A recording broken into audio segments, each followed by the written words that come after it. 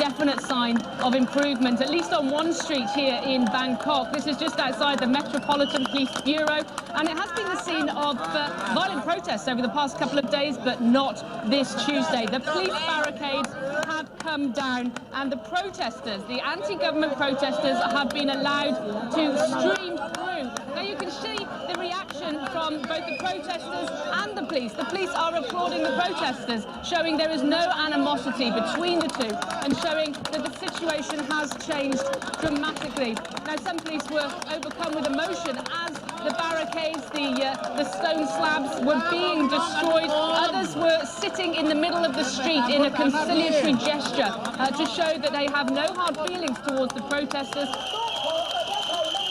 At Government House, whistles and flags replaced slingshots and tear gas as protesters were allowed into the compound. You can hear the sound from the people, and you can see how the Thai people are changing, and this is it. You know, we're not going to take any more corruption for the Thai people. A truce for now, but protest leaders insist the campaign to force the Prime Minister out will continue after the King's birthday on Thursday.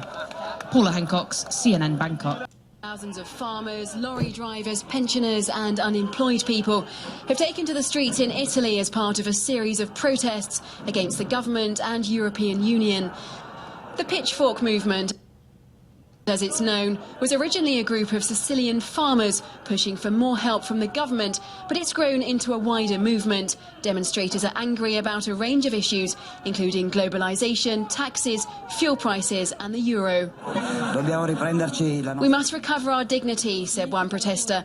It means jobs, social protection and rights. So far, we just have duties. Many share the protesters' anger, and at one point police officers took off their helmets in a show of solidarity.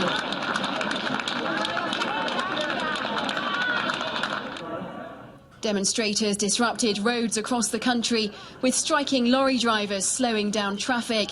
They also brought train services to a stop by walking along tracks.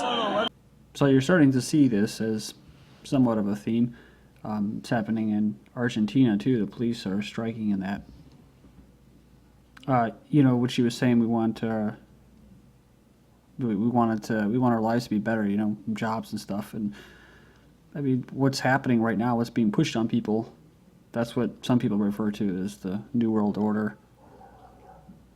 But it's states losing their sovereignty. It's you know, individuals losing their sovereignty to this global power. That really they just suck the life out of you. It says here, Ukraine, a divided country on hold after it rejects ties with EU.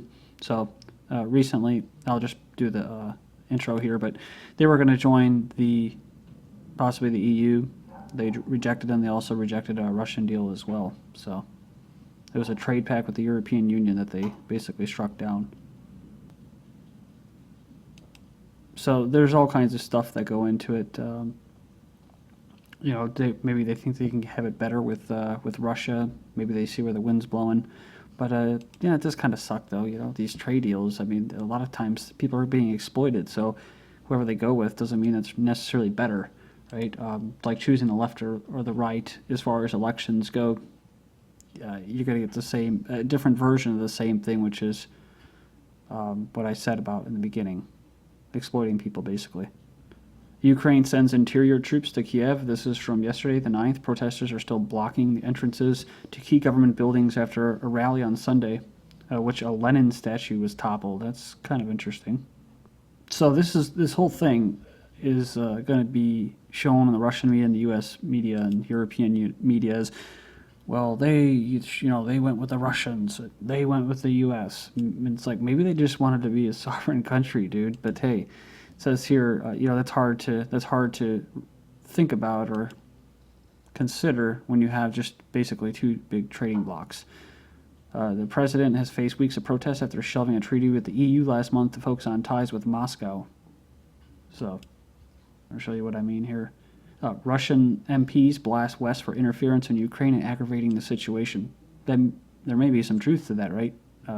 Wasn't that the site of the Orange Revolution? Color revolutions are known to be psychological operations for destabilization, taking over through trade and that. says here that they urge Western politicians to stop putting pressure on Ukraine, and the lower house, I believe this is in Russia, has also called pro-EU protesters to stop illegal actions and solve all problems within the framework of the law. Moving on. So within the framework of the law, and some places they're trying to ban protests altogether.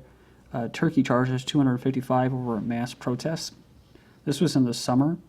We're almost seeing a winter of discontent right now, but there was also stuff kind of popping off in Turkey. I almost wonder if that's why Turkey kind of scaled back on supporting the terrorists there in Syria, because they had their own internal issues, including these protests. They charged 255 protesters, including 7 foreigners, in the mass demonstrations that swept the country in June. Egypt had tried 25 pro-Morsi activists for protests. So they accused the defendants of the protesters of violating the country's protest law. Back to what I was saying, Argentina, a violent mass looting engulfs Argentina amid a police strike, 9 dead. So this has already occurred, but it's still ongoing. 9 people were killed, hundreds injured. This chaos gripped Argentina amid a police strike demanding pay raises. Mobs have taken over the streets, looting shops and robbing homes, local media reports.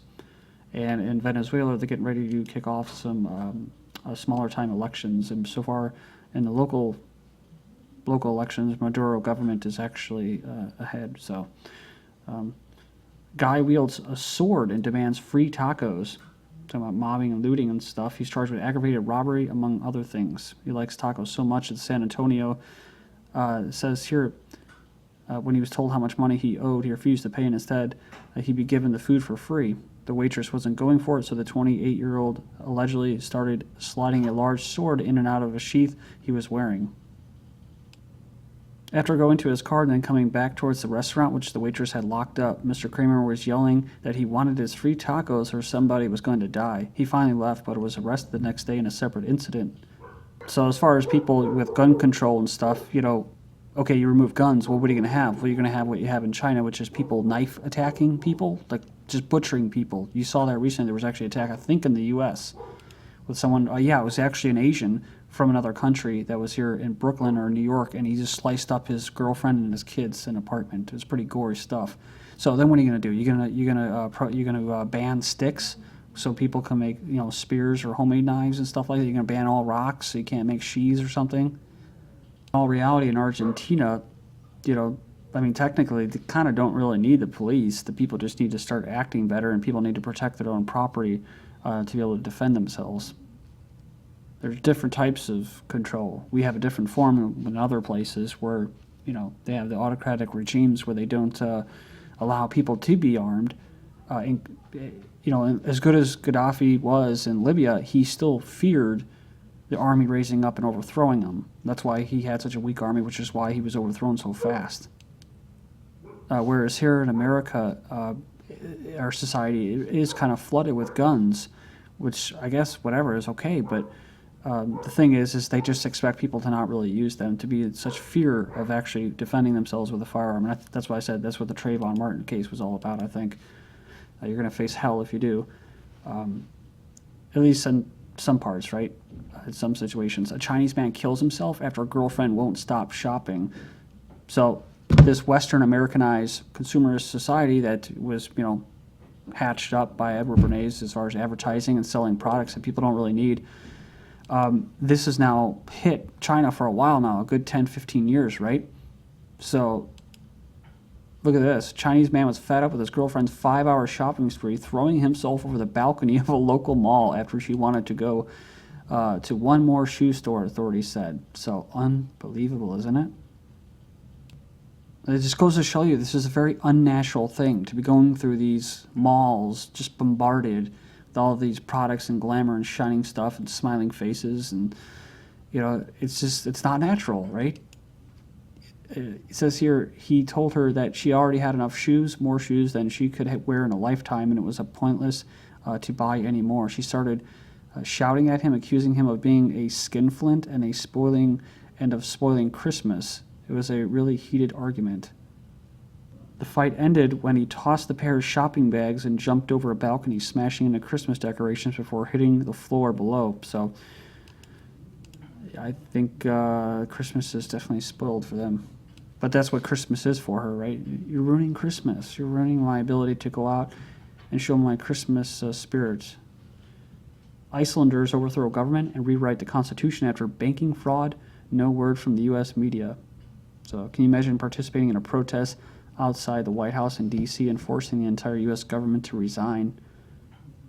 So rewriting the constitution seems incomprehensible, but people in Iceland just did that. They forced their entire government to resign after a banking fraud scandal, overthrowing the ruling party and creating a citizens group tasked with writing a new constitution that offered the solution to prevent corporate greed from destroying the country. U.S. government, they sold the rest of their General Motors stock. They called it Government Motors, but they lost $10.5 billion on the whole bailout deal.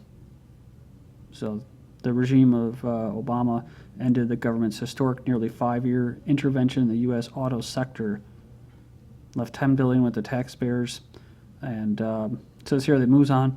That move means that GM is free of government pay restrictions and can again pay dividends on its common stock. U.S. doctors choose a $2,000 drug instead of a $50 alternative to treat an eye condition. So this is where it goes to show you about basically, it's another form of exploiting people. They have basically two different products from the same company.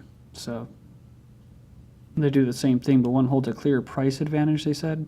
Avastin costs $50 per injection. Lucentis cost about $2,000 per injection. They chose the more expensive drug more than 500,000 times every year, a choice that costs the Medicare program, the largest single customer, an extra $1 billion or more annually. It shouldn't be too much of a surprise, like the NSA spies.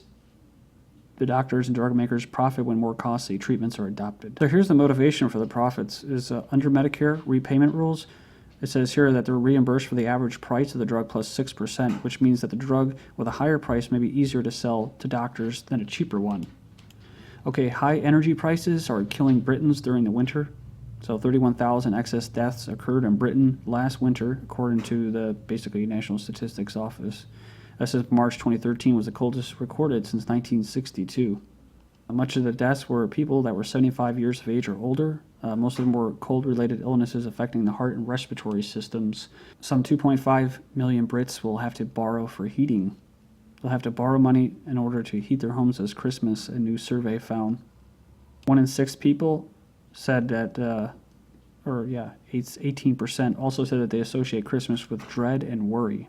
So that's the Christmas spirit. So 35% of the borrowers saying that they would use the loan only to pay their energy bills. Winter wet weather hits just about everywhere in the U.S. So Philadelphia gets a record 8 inches. So much of the U.S. is being hit right now. 12 days from the official start of the winter, this literally spreads across the entire country. Meanwhile, Alaska is seeing warmer temperatures than St. Louis.